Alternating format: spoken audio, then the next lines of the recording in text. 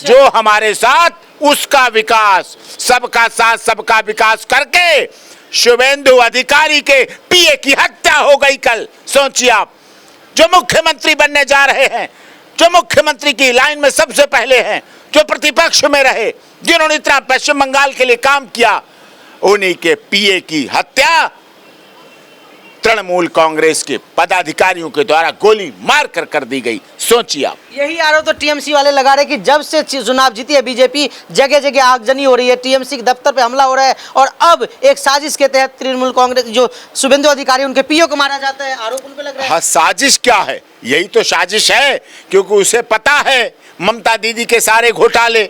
उन्होंने कहा बनेंगे शुभेंदु अधिकारी मुख्यमंत्री, अब ये गवाही में पेश होगा। कारण ये है, इसलिए शुभेंदु अधिकारी के पीए को मारा गया, क्योंकि अभी तक तो विपक्ष में थे। अब यही गवाही में बनेगा पीए, यही गड्ढा खोद के बताएगा कहां कहां छुपा रखी हैं फाइलें, कहां कहां छुपा रखे हैं कागज, कहां लेके भागी थी तब कागज, किस मकान में रखे, किस घर में रखे, किस दुकान में दबा के रखे। इसीलिए शुभेंदु अधिकारी के पीए की दुखद जघन्य गोली मारकर हत्या की गई, और ये भी बहुत बड़ी टीएमसी की क्रूरता को दिखाता है। लेकिन एक आम युवक, कोई राहुल शायद नाम है, वो अपने घर पे झंडा फहरा रहा था, उस पे भी हमला हुआ आज। अब तो सरकार बदल गई वहां पे, फिर भी झंडा अभी तो क्या, अभी तो झंडे ही फहरा रहा ना था बेचारा।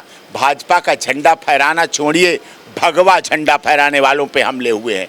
मुर्शिदाबाद, मालदा में टीका लगाने वाले लोगों के सर कलम कर दिए गए, धागा पहन के, ये धागा बांध के चलने वालों के हाथ काट लिए गए, पैरों की बिछुआ जो हिंदू महिलाएं पहनती थी उनके पैर काट डाले गए, महिलाओं का यौन शोषण हुआ बड़े पैमाने पर। सारी दुनिया ने देखा वो बीभत्स रूप जो पश्चिम बंगाल में टीएमसी के पदाधिकारियों, टीएमसी के कार्यकर्ताओं ने पिछले दिनों लगातार चुनाव और चुनाव से पहले जो नग्नता की है, जो जिस तरह से गुंडागिरी की है, वो सब ने, पूरी दुनिया ने देखी है। और उसी का परिणाम था 92% मतदान, उसी का परिणाम है 206 विधायकों का चयन, उसी का परिणाम है बहुमत से भी बहुत बहुमत की सरकार बनना, ये उसी का परिणाम है। लेकिन आप कह रही है, और इधर केजरीवाल जी है, चाहे अखिलेश यादव है, तमाम विपक्ष के नेता कह रहे हैं ये तो साजिश के तहत दीदी को हराई जा रही है।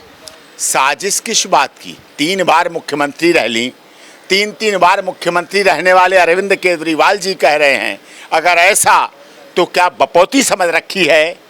किसी ने 3 बार मुख्यमंत्री बन जाए उसके बाद क्या बपौती समझ लेते हैं उस राज्य को कि मेरे बाप का हो गया? जैसे अरविंद केजरीवाल जी कहते थे मैं हूं दिल्ली का मालिक, बोलते थे ना मैं दिल्ली का मालिक हूं, या मालिक मतदाता है, मालिक वोटर है, मालिक गरीब, दलित, शोषित, पीड़ित, मजदूर, मजलूम है, वो मालिक है। लोकतंत्र में संविधान मालिक है, कानून मालिक है, अदालत मालिक है, और गरीबों की आवाज जो निकलती है वो सबसे बड़ी मालिक है। मतलब कह रहे हैं कि मोदी की जब हवा थी तब तो 2 सीट आई, अब 206 है सर। हवा तो अब भी है, हवा के चली गई कहीं, अब तो आंधी बन गई है। अगर पश्चिम बंगाल भारतीय जनता पार्टी 206 विधायकों के साथ जीती है, इसका मतलब मोदी की जो हवा थी अब वो सुनामी बन चुकी है, और सुनामी बन के पश्चिम बंगाल में घूमी, और 10 रुपए की झालमुड़ी ने दिखा दिया मोदी जी की लोकप्रियता, मोदी जी की देशभक्ति, मोदी जी की राष्ट्रभक्ति, मोदी जी का समर्पण। लेकिन सर बांग्लादेश है हमारे पड़ोसी देश, पाकिस्तान है, वहां से भी कहा जा रहा है कि भारत में तो विपक्ष खत्म ही हो गया, वहां के मौलवी भी अनाउंस कर रहे हैं। हाँ, बांग्लादेश तो बोलेगा ही, पाकिस्तान के लोग भी बोलेंगे, नेपाल तो नहीं बोला ना, श्रीलंका तो नहीं बोला ना, अफगानिस्तान तो नहीं बोला ना, Iran, Iraq, Jeddah, Lebanon, Tehran, Saudi Arabia, Mecca, Medina तो नहीं बोला ना, बांग्लादेश के बोलेंगे, क्योंकि बांग्लादेश उन्हें पता दीपू दास को कैसे लटका लटका के मारा गया। ये लोग जो मौलाना बोल रहे हैं ना बांग्लादेश के भारत आने की, उन बांग्लादेश के मौलानाओं को समझ लेना चाहिए, अगर वो आएंगे भी कहीं से, उधर आसाम में हेमंत विश्व शर्मा बैठे हैं, उधर पश्चिम बंगाल की सुरंगें बंद हो चुकी हैं, पश्चिम बंगाल की सुरंगों में अब गैस छोड़ी जा चुकी है, और पश्चिम बंगाल के तालाबों में जहां से कूद कूद के तैर तैर के नाव से आते थे, उन तालाबों में चंबल से, भिंड से, मुरैना से, पचनदा से भेड़िए ले जाए गए हैं, और वो जो पानी में घड़ियाल ले जाए गए हैं और उनमें छोड़ दिए गए हैं घड़ियालों को। अब उस पानी में घड़ियाल मिलेंगे और ऐसे मुंह खोलते हैं घड़ियाल ऐसे ऐसे, और आएगा बांग्लादेशी, ऐसे आएगा बांग्लादेशी मौलाना, और ये गया गप। ये अमानवता हो गया। अमानवता नहीं है, जो जैसे भजता है उसको उसी तरह शठे शाठम समाचरेत। हमारे महाभारत में भी, गीता में भी कहा है कर्मण्येवाधिकारस्ते मा फलेषु कदाचन, और यदा यदा हि धर्मस्य ग्लानिर्भवति भारत अभ्युत्थानम धर्मस्य तदात्मानं सृजाम्यहम् परित्राणाय साधूनाम विनाशाय चतुष्कृतम संभवामि युगे युगे युगे युगे।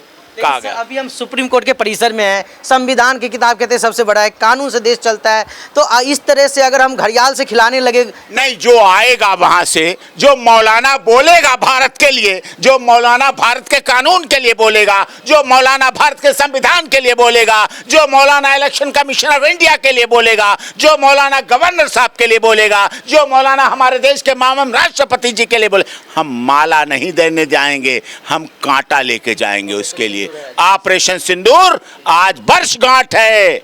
उन मौलाना को बता देना कि ऑपरेशन सिंदूर की आज वर्षगांठ भारत मना रहा है, और आज ऑपरेशन सिंदूर की जो वर्षगांठ मन रही है, थल सेना, जल सेना, वायु सेना, सारी सेना इसको हर्ष के साथ मना रही है। और आज के दिन अगर बोलेंगे तो जब पाकिस्तान 27 मिनट में 100 आतंकवादियों को ठिकाने लगा सकता है, तो फिर वो मौलाना जो भारत के खिलाफ आंखें तरे रहे हैं, उनका अंजाम क्या होगा। तो मौलाना घबरा क्यों गए सर?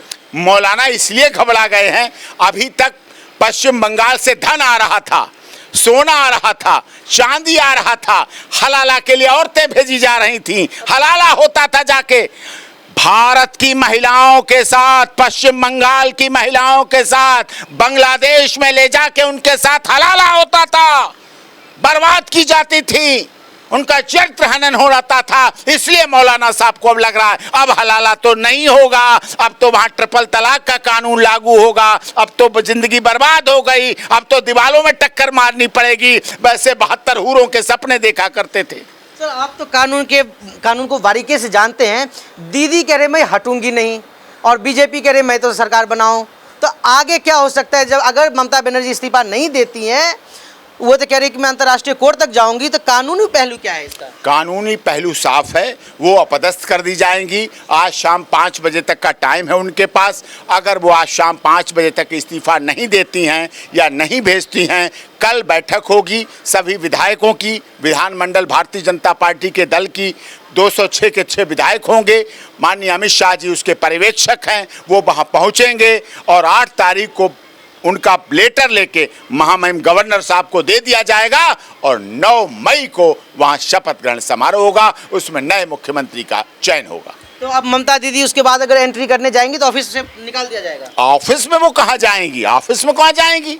ऑफिस थोड़ी जाएंगी, छोड़ रहे ना, पद उनका छूट गया है, जनता ने छुड़ा दिया, इलेक्शन कमीशन ऑफ इंडिया ने छुड़ा दिया, लोगों ने छुड़ा दिया, पश्चिम बंगाल की जनता ने अब उनको ठोकर मारी है। अब उस ठोकर का दर्द उन्हें बहुत साल तक रहेगा, और मैं समझता हूं उनके जीवन भर की ये आखिरी उनकी लड़ाई थी। अब वो सब कुछ खो चुकी है। अच्छा, क्या ऐसा डॉक्टर साहब हमारे कानून में प्रावधान है कि कोई राज्य के मुख्यमंत्री इलेक्शन की शिकायत अंतर्राष्ट्रीय अदालत में कर सकती है?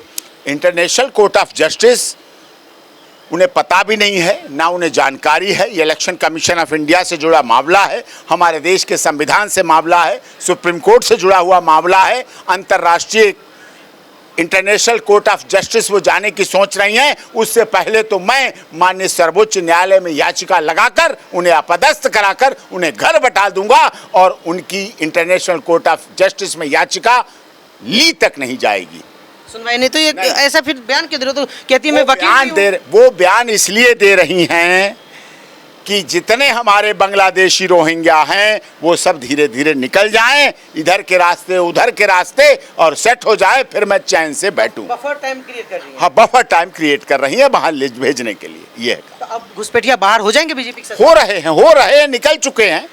SIR के बाद बहुत निकल गए, चुनाव में बहुत निकल गए। अभी वो कुछ भारत के इधर उधर फैले हुए हैं। अब सब जगह SIR हो रही है और सब जगह जांच शुरू होगी, सब जगह दब। अरे आज के दिन तो आप याद कीजिए ऑपरेशन सिंदूर को, जहां धर्म पूछ कर मारा गया था पहलगाम में। जब पहलगाम घटना हुई और हमारे देश की महिलाएं जो हनीमून मनाने गई थी, जो घूमने गई थी, जो पर्यटन करने गई थी जम्मू कश्मीर में, आज उनका बदला लेने के लिए ऑपरेशन सिंदूर के विजय दिवस का दिन है। और विजय दिवस के दिन उन्हें समझ लेना चाहिए कि अगर कोई ऐसी हिमाकत करता है, कोई ऐसा सोचता है, तो ऑपरेशन सिंदूर अभी जारी है। उस समय पाकिस्तान के लिए जारी था, अब बांग्लादेश के लिए जारी हो जाएगा। सर, बांग्लादेश से तो हमारा मित्र देश था। मित्र देश है, दीपू दास मारा गया। मित्र देश है, कल एक गर्भवती महिला को मारा गया। मित्र देश था, इस्कॉन टेम्पल के पुजारी को मारा गया। जी बिल्कुल, तो ये आपने सुना डॉक्टर एपी सिंह जी को, जिन्होंने सारे कानूनी पहलू के बारे में बताया। और ये तो तय है कि ममता दीदी को कुर्सी छोड़ना ही होगा, और जितनी जल्दी अगर वो कुर्सी छोड़ती है और अगर शालीनता के साथ जाती है तो शायद उनके लिए उतना ही ज़्यादा अच्छा होगा। नहीं तो कानूनी कचरे में पड़ती है तो शायद उनकी राजनीति फजीहत होना तय है। फिलहाल अब तक के लिए इतना ही। कैमरा पर्सन मनी राम के साथ Vinod Kumar, A to Z news, Delhi.